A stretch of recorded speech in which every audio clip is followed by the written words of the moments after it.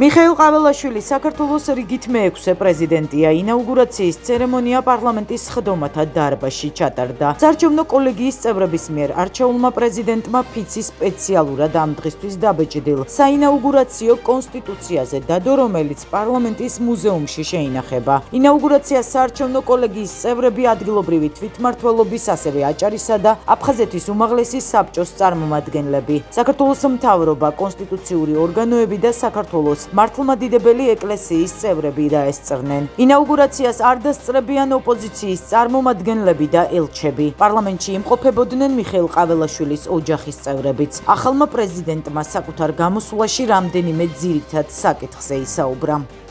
ბოლო წლების განმავლობაში რეგიონში და მსოფლიოში განვითარებული მოვლენების ფონზე ჩვენს ქვეყანას არაერთ გამოწვევასთან მოუწია გამკლავება, მათ შორის ისეთ საფრთხეებთან, რომელიც გამანადგურებელი შედეგის მომტანი შეიძლება ყოფილიყო.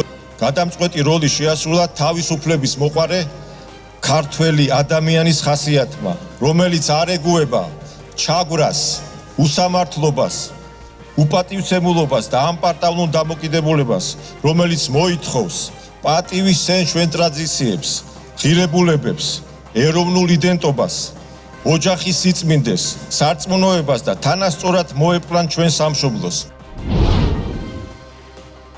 სალომე ზურაბიშვილმა ორბელიანების სასახლე დატოვა. ეს გადაწყვეტილება საქართველოს უკვე ყოფილმა პრეზიდენტმა სასახლის ეზოში ინაუგურაციის პარალელურად გააჟღერა. სწორედ ამ დროს ორბელიანის მოედანზე მოქალაქეები და ოპოზიციის ნაწილი იყო შეკრებილი. სალომე ზურაბიშვილის განცხადებით, ის გადის ხალხში და თან მიაქვს ლეგიტიმურობა, რადგან მიხეილ ყაველაშვილი მისივე თქმით არალეგიტიმური პარლამენტის არალეგიტიმური პრეზიდენტია.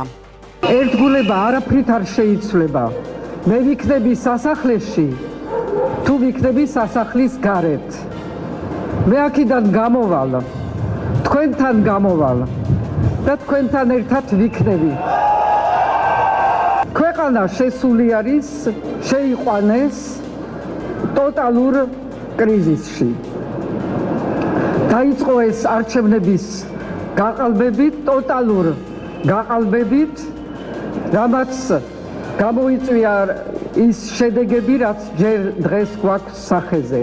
ის, რომ არალეგიტიმურმა პრემიერმა, არალეგიტიმურმა პარლამენტმა, არაკონსტიტუციურმა კონსტიტუციის დარღვევით შექმნილმა პარლამენტმა და მის მიერ არჩეულმა პრემიერმა, დე ფაქტო პრემიერმა მიიღო ისეთი გადაწყვეტილება, რომელიც ქართულ ისტორიაში მე მგონი არავის მიუღია, რომ მანდატის გარეშე, ხალხის გარეშე, ხალხის ნების საწინააღმდეგო, ქვეყნის ინტერესების საწინააღმდეგოდ გადაწყვიტა, რომ ეს ქვეყანა დაებრუნებინა იმ ქვეყნის ორბიტაში, რომელსაც გავეკეცით, რომლისგან განთავისუფლდით და რომლის მიმართ ბრძოლა იყო ქართული ისტორიული ბრძოლა. მიხეილ ყაველაშვილის ინაუგურაცია გააპროტესტეს რუსთაველის გამზირზე, სადაც დაპირისპირებდა ხმაური იყო. გამზირზე აქციის მონაწილეები პოლიციამ ძალის გამოყენებით დაშალა. პოლიციის განმარტებით პარლამენტის წინ ცოტა ხალხი იყო და არ არსებობდა ქუჩის გადაკეტვის ლეგიტიმური საფუძველი. დაკავებულები ხელწერილის საფუძველზე გაათავისუფლეს.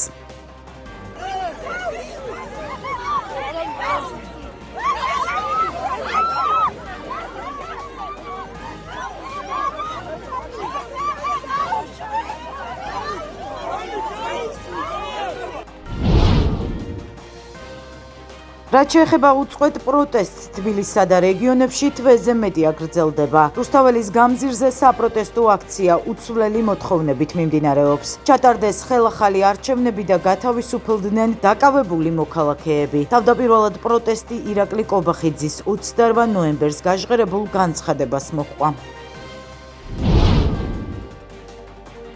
შეშფოთებულები ვართ იმით, რომ ქვეყანა უფრო ღრმა პოლარიზაციისა და კრიზისისკენ მიმავალ გზას ადგას. საქართველოს სასწრაფოდ სჭირდება გამოსავალი კრიზისიდან, რათა აღდგეს საზოგადოების ნდობა დემოკრატიული ინსტიტუტების მიმართ. ამის შესახებ ნორდიკული და ბალტიის ქვეყნების დანია, ესტონეთი, ფინეთი, ისლანდია, ლატვია, ლიეტუვა, ნორვეგია, შვედეთის საგარეო საქმეთა მინისტრების ერთობლივ განცხადებაშია აღნიშნული. სანქციებთან დაკავშირებით მმართველ გუნდში გაკეთდა განცხადებები. ითქვა, რომ ბევრს არ სჯეროდა, თუმცა ამერიკის გადაწყვეტილებიდან ჩანს, რომ ეს იყო შანტაჟი. ბიძინა ივანიშვილი კი არაფორმალურად იყო დასანქცირებული. პრემიერმა განაცხადა, რომ სწორედ უკრაინაში ომის დაწყებიდან ორ კვირაში გაიყინა კრედიტ სუისის თანხებიც. შესაბამისად, მისი განმარტებით ომს საქართველო ვერ დაიწყებს, რასაც Deep State-ის წარმომადგენლები აქტიურად ითხოვდნენ. გახსოვთ, ერთგვარი თავის მართლება იმასთან დაკავშირებით, რომ არავითარი კავშირი პოლიტიკასთან არ ქონდა კრედიტ სუისის საქმეს, თუმცა დღეს უკვე ყველაფერი გამოჩნდა. რაშიც არის საქმე? კრედიტ სუისის საქმე ჩვენი აღქმით იყო, რა თქმა უნდა, აბსოლუტურად პოლიტიკური და პოლიტიზებული, მას ჰქონდა თავიდანვე, ჯერ კიდევ 2008 წელს პოლიტიკური სარჩული და ეს გამომჟღავნდა საბოლოოდ იმ გადაწყვეტილებით, რომელიც რამდენიმე დღის წინ დაიდო ამერიკის მოქმედი ადმინისტრაციის სახელით. დანარჩენზე საზოგადოება გამოიტანს, რა თქმა უნდა, თავის რუსული გაზპრომი მოლდოვას გაზის მიწოდებას 1 იანვრიდან შეუწყვეტს. კომპანიის განცხადებაში აღნიშნულია, რომ გაზის მიწოდების შეწყვეტა გამოწვეულია მოლდოვას მიერ ხელშეკრულების დარღვევისა და დავალიანების დაფარვაზე უარით. მოლდოვის პრემიერ-მინისტრი არ გამორიცხავს, რომ გაზის მიწოდების შეწყვეტის გამო არბიტრაჟს მიმართოს. როგორც დორინ რეჩანმა სოციალურ ქსელში დაწერა, გაზპრომის გადაწყვეტილება ადასტურებს კრემლის განზრახვას, რომ დნესტრისპირეთის რეგიონის მცხოვრებლები ზამთარში სინათლისა და სითბოს გარეშე დატოვოს.